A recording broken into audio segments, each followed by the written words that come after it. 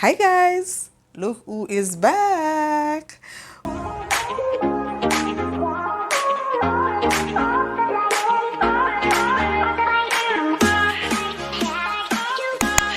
Welcome to my channel, God in the Home. My name is Nadine. If you are new, thank you for stopping by.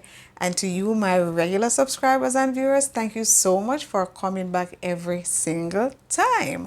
Around here, God is the foundation on which we build. Okay? All right. Guys, it's been a while. It's been a while. But hey, I am back today. I hope all of you have been well. I'm not so bad, It's been good. Some days better than others, but to God be the glory, great things He has done, and I am here today, alive and well. You guys, I want chat with you today, chit chat today. Just share some things that are on my mind lately, and I just want to just share it, because I know we have families around here, husband and wives, children in the mix sometimes, and all of that. And my whole aim is to, based on my experience as a wife, as a mother, and a Christian wife and mother also, just to share my experience on here with you. I do not know if any of the experiences that I have or had or is having, that any of you are experiencing the same thing too, But feel free to even leave a comment if you want to give any feedback based on anything that I have said, if you're in agreement to anything like that. Just if you have anything to add to the conversation, because we are here to help each other, and we want to build our homes, build our marriages with Christ at the center of it, because that is what I try to do. Has it always been a-okay, okie dokie? No. But with Christ in the midst of it, and as God being the foundation on which we build, then we know that no matter what comes our way as husband and wives, as an entire family with children in the mix and all of that, we know that we can weather the storms, okay? And the days, we're gonna have good days, we're gonna have bad days. My husband and I have been married for 27 years. Oh, we just celebrated our 27th wedding anniversary last month. Has it always been smooth and nice? No. But thank God most of it has been good. But we have had times when teeth and tongue meet. Okay? But what I have experienced, let me reflect. After having been married for 27 years, I think I can talk about my experience. And having spoken to, friends who also have been married, and co-workers and these stuff, I hear experiences too. But I'm going to talk from my perspective. Um, all right, so when you just get married, okay, the first part, nice, the honeymoon phase and everything. You can't get enough of each other, and everything just nice and dandy. Okay, nothing wrong with that. That's the first phase. But then you go through a phase now when children come into the mix of things for some of us. If and when that does happen, from my experience, I find that, okay, there is more demand now being placed on both parties in the union. It becomes more demanding because children are now in the mix. So the attention now is not just gonna be focused on my husband or just on me. We have to share it up now. And as the mother, the wife, the woman, most of her time is gonna be taken up looking after the baby. At that time, you still have to be wife to your husband. So it becomes a bit strenuous because you have to give all this attention to the baby, and then you still have to give all this attention to your husband, and then you still have to give all this attention to being the homemaker in the mix of all of that. So it is a lot. And when all of this is happening, what is very key in there is communication. Because we are not superwoman, we are not superwoman. So obviously, we are gonna get tired if it is just us alone who is looking after the baby, making sure that the home is kept, and still performing our wifely duties.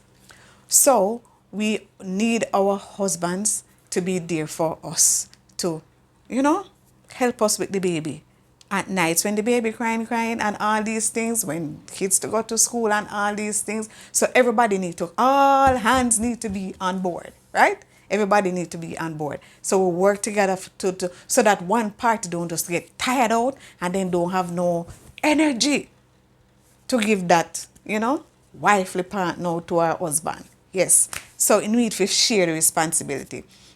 So you will find that the relationship might get a bit strenuous in those early years after the honeymoon phase part gone and the children come in the mix. You will find that the relationship going to feel a bit like it, at times like it overwhelmed. But I want you to know that you have to hold on to God. Yes. Forgive you the strength mentally, physically, emotionally, and otherwise. Because in this time too, the females' body, the ladies, the wives, our bodies are also going through a lot of hormonal changes because remember now you just give birth. So there are a lot of things happening in your body and you still have to take care of this baby and everything. So this is the phase when if you're not careful, you're gonna even start to think that, oh my God, what is this did I get myself in? Some people feel like them would have just pack up at this stage and go back at them yard, go back at them parents' yard, because it just coming like we bite off more than we can chew. But it's because, remember now, this is new. This is new to you, mommy, and this is new to you, daddy. So you just feel like, especially when you can't get it. So, of course, you will call for little reinforcement from time to time, reach out to the grandparents to give a little assistance whenever they can, in whatever way they can. So it will still give you some time to be together as husband and wife, and you can still get, a little time to rest, those kind of things, and so forth. Thankfully, for me and my husband, we did have our both grandparents, to assist us with our children when we needed to even go somewhere or, you just want to lie down and sleep. Them kind of things. Yes, I remember one at the time when my son, this was our first child, and this is after, my husband went back to work because he did get time off when I was on maternity leave. He gets some time off from work to also be with me, and then, but his time is not as long as what I got. So he had to go back to work. But there were days when I was just so tired because, the baby crying, there's just so much and you can't sleep. And I had to just, at points in time, take the baby to my mother and so that I could get to sleep. Yes. So when you have these people around you, extended family members who are able to lend that helping hand, it really does make a difference. And then, as me say, you don't feel like everything on you. And then if your husband say anything to you, you snap off them head. And then if the husband now feel like you're neglecting him because your time just taken up with the baby, and then when you don't have the baby, you're gonna sleep. It's a lot happening at that phase. So if you're not mind sharp, you will want to pack up, call it quits, and say, no, me can't bother with this thing. But no. Remember, this is new, and you're both learning. You're both learning. So you have to ask God to give you the patience too, so you can make it through this phase. All right? So now you and it's going to be a long time that you're going to be in this phase because baby and then school time all the way up till them reach adulthood. Yes, my dear. So during that time, yes, It's a different kettle of fish. But me I tell you say, you have to make God the center of it because it's only so it will work. That is the only way it is going to work because at some point in time along the way, we're gonna feel like we want to just throw in the towel. But your marriage will only be as successful as the amount of work that you decide to give it, that you decide to put into it. Me and my husband being married for 27 years, that only was made possible because we made God the center of it and because every year for the 27 years we have to give it the same kind of work. We have to put in the same kind of work. When the obstacles come, we have to ride them out with the difficult time, the whatever. And you guys can compromise. You have to compromise a lot. I was at church the other day. I don't know if I said this to you guys already in any of my videos. I don't remember. But if you hear it already, that's fine. This is for those who never hear it. The lady, she was speaking and she said, in her room, there is her bedroom, she and her husband, they have a chair in there, right? And, we ladies, we like to keep place neat and tidy and everything. And so every time our husband would come in and he would take off his shirt, his pants, his shirt, whatever, and he would just put it into the chair. Even if it is something that is dirty, he's not going to wear again, he put it in the chair. And she said she would just say to him, do not, honey, do not put the dirty clothes or the thing that you take off into the chair. Just put it into the basket, the clothes basket. And she said the clothes basket is right beside the chair in the room. And she said she tell him over and over and over. To the point where sometimes them quarrel over it, teeth and tongue meet over it. So till he will come and he say, all right, honey, I am sorry. And he will take it up and he will put it into the basket. So she about like for 2 days or so, he will do it and put it in the basket. But then after that, he goes back to putting it into the chair. The basket is right beside the chair now. So she said, when him do that now, she said the only thing left, she said, all right, one more thing left to try. So what she did was she take up the basket now and put the basket inside of the chair and say, okay, let me see, put this in there, so he must put it in there now. Did you think he put it in there? She put the basket inside of the chair. That very day when he came in, he took off the shirt and stuff and he put it in the chair beside the basket in the chair. Oh my gosh, that was just the funniest thing I've ever heard. He just put it in the chair, same where the basket is there in the chair now. But I could relate. I could relate with her, not about the basket in the chair, but I have a chair in my room too. And yes, my husband knows because when she was telling the story in church, I turned and to look at him and I said, don't I know what she's talking about? Oh, but yeah, you know what I'm talking about. It might be you don't want the thing over the door, you don't want it through here. And he said, and our husbands, they just still put it there. And we patiently pick up. Sometimes we not patiently, sometimes we cuss, mumble, and go on miserable. But we pick it up. But sometimes you just get so tired. So I said to him, I have a chair there that I often tell my husband, don't put it in there. But he still does it. So sometimes he don't. But sometimes, like the lady said, a couple days and after that it gone back to square one. So now you realize that some things is just a hopeless case. So those things now, for 27 years, you just have to, some things you just have to compromise because it's not that serious to say, oh, I can't bother with this marriage because I'm putting the clothes in the chair. No. So some things you compromise and you go and you just realize, okay, so this is not working out. So you just make it go on. So sometimes me take it up, sometimes me just leave it, And sometimes me talk same way. But me don't make it be no big thing, It is just what it is and that you can compromise with. But then guys, there are some bigger issues. Sometimes there are some bigger issues more than just putting things in a place where you do not want it to be put. There comes a point in time in our marriage when if there are things and or people or places that is keeping you away from your spouse for quite often, are things that, really bothers your spouse. and your spouse bring it to your attention, listen. If you are a wife who your spouse often, your husband often come to you about a particular matter that really and truly bothers him, listen. Don't just hear, listen. If you are a husband who your wife come to you more than one time to tell you about something that really and truly bothers her, listen.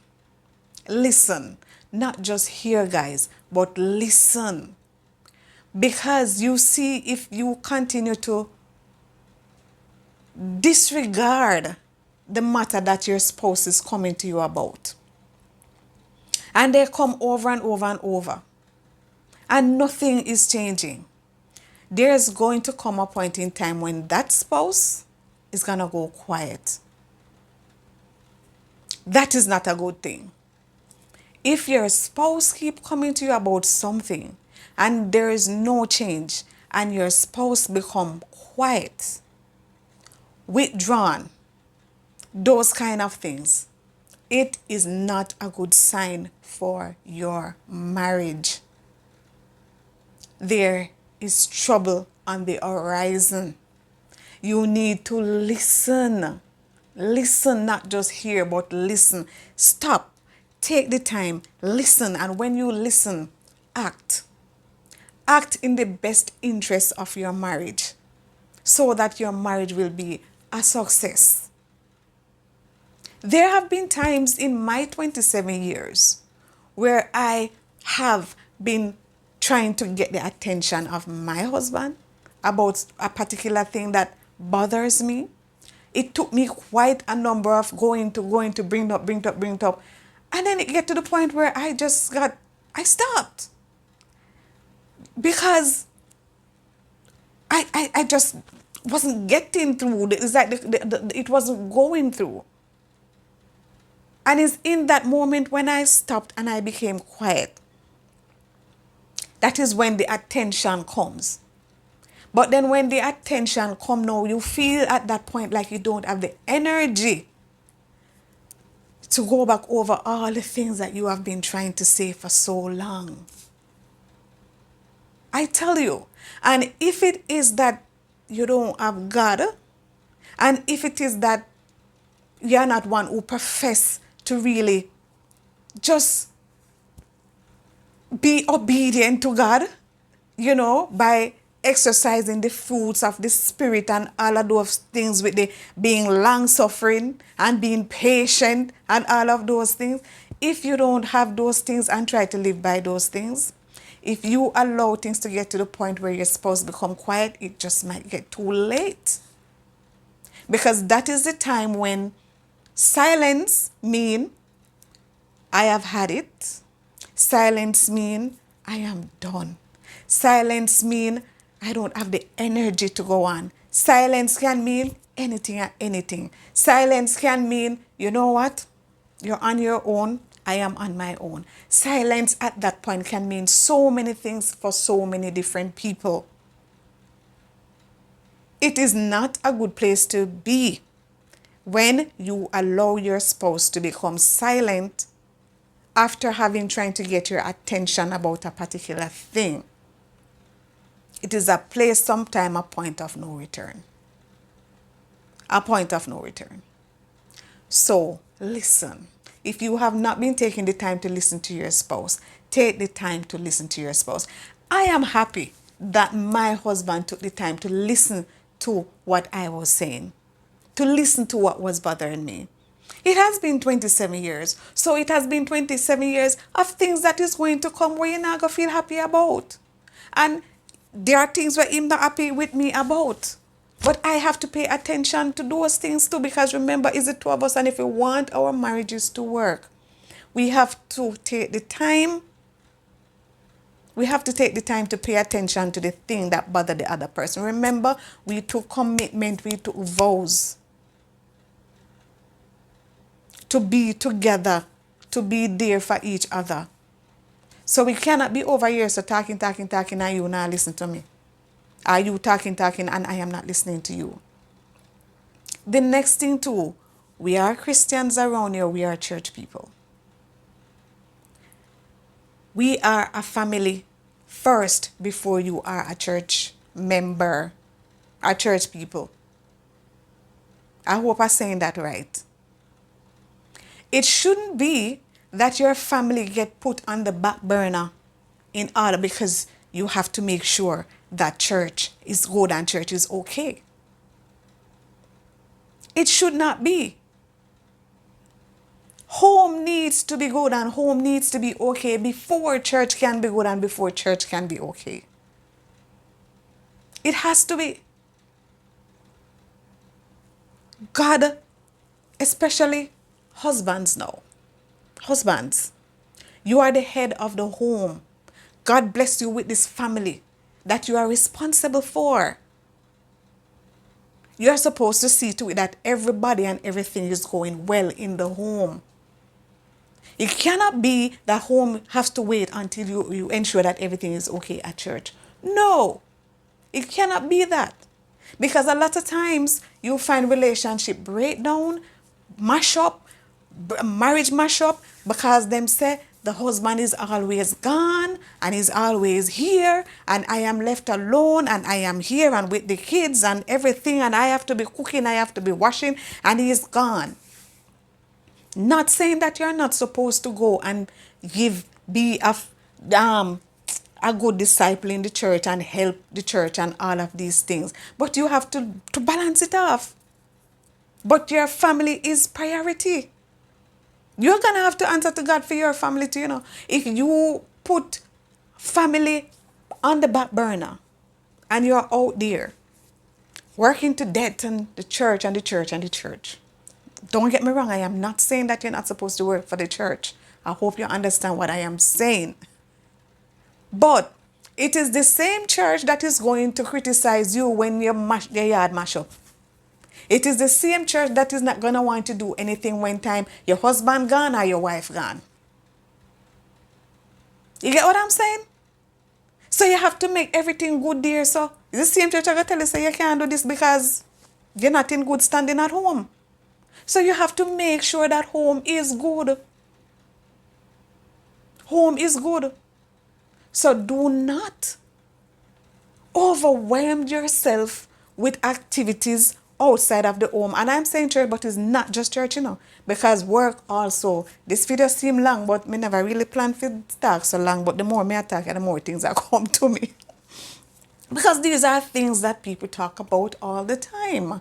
Sometimes it is work that keeps you away from your family. All the time.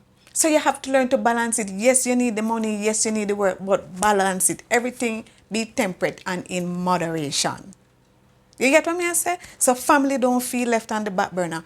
Your spouse need attention. And if you allow your spouse to get to the point where they don't feel that they're getting their attention, whether it is the husband or whether it is the wife, you're going to experience resentment from all angles.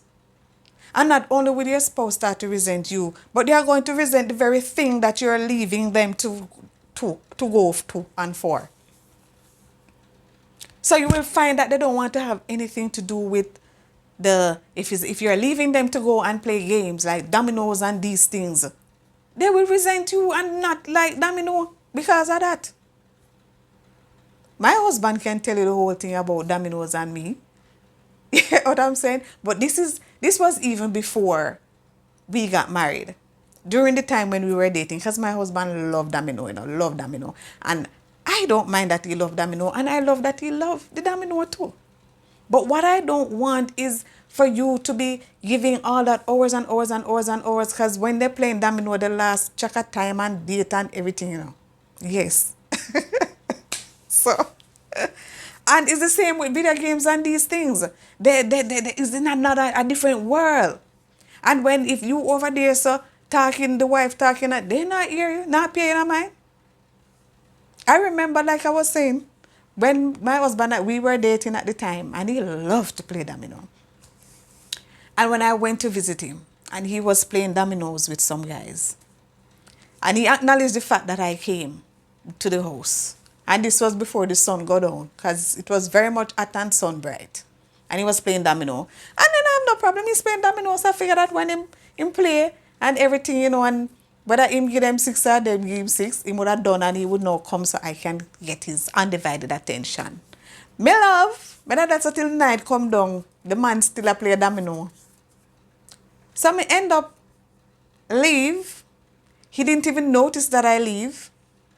And go on my yard. He didn't even notice because he was so in it. To this day, that is the reason why I do not like dominoes. I resent dominoes. Because my mind always go back to that time. And we would argue over and over and over about it. But eventually, he got a hold and got an angle on it. So he does plays domino, but he always remember that he has to balance the thing. That's all we want, for you to balance the thing. Don't just throw yourself into something and just the wife, your wife, she wants your attention. She wants that you want her time. Husband too. So because you will have some wives who just busy doing other things and whatever, and the husband is yearning for some attention and you're not paying any mind. But true me as a wife, me attacking at the wife perspective right about now. So I know there are times when we find ourselves. So for me, it was the domino thing, and I to this day, I'm not gonna tell no lie. I resent domino and this because of that. It damaged me because that experience where I was there and he was so. He said he didn't even remember that I came because he was so into the game. So it did vex me bad. Me I talk about it, and I still feel like me vex. So yes, so for other person, so as you come on now to the church and all of these things, if you find yourself into church activities and you're just always gone, and your wife can't see you or your husband can't see you, they will start to resent the very church too. Yes, because if they can't get the resentment that they have to, it's gonna spill over and can't stand the thing or the person or the place that is keeping you away from them. You don't want that. These things are damaging. So we have to be careful. We just want our spouse to listen to us. Just listen so it doesn't get to that stage. So you don't get to that stage. Because it takes so much energy and so much work. And it's not everybody have it in them to really work it through and climb over the hurdles. And sometimes things like these that cause your marriage to not last. So you have to be really determined because it's not easy. But like I said, the amount of work that you put into your marriage year after year after year, that is what determines how many years or how far you go. You're not doing it to gain numbers or anything. But if you're dedicated and really want to spend your lifetime with your spouse, it is going to take all of that. It is going to take all of that. Just understand each other, just listen to each other, and you'll come to a mutual agreement and you'll work with it. Stick with it. Don't just do it for 1 day or 2 days and then go back to the same. And it might go like that sometimes, but again, give and take, compromise. Because like I say, my 27 years come with quite a bit of compromise. And people will look and say, boy, you and your husband are just so happy and you look like you don't have no problem and whatever. We don't have no big problem like that where, like in comparison where you say, but little things. And little things are also a problem too. And if the little things them don't get dealt with, the little things will become big problem. So yes, we're happy. Yes, we're nice. But in the niceness and in the happiness there, we had to do a lot of work, a lot of groundwork. And we are still doing those work. Because he is him and me is me. Him have his own mind, I have my own mind. So we're two separate people even though we're one. So there are times when the two separate people now go meet, now go agree, teeth and tongue are going to meet. But we have to, when they meet, we calm ourselves down, we come together and we listen to each other. Okay? So I think me talk long enough now. Jesus, I'm almost tired. But anyway, I'm not tired neither, because a long time we not talk. See, it's been a while. It's been a while. So this week, guys, listen to your spouse. Wives, listen to your husband. Husband, listen to your wives. Listen.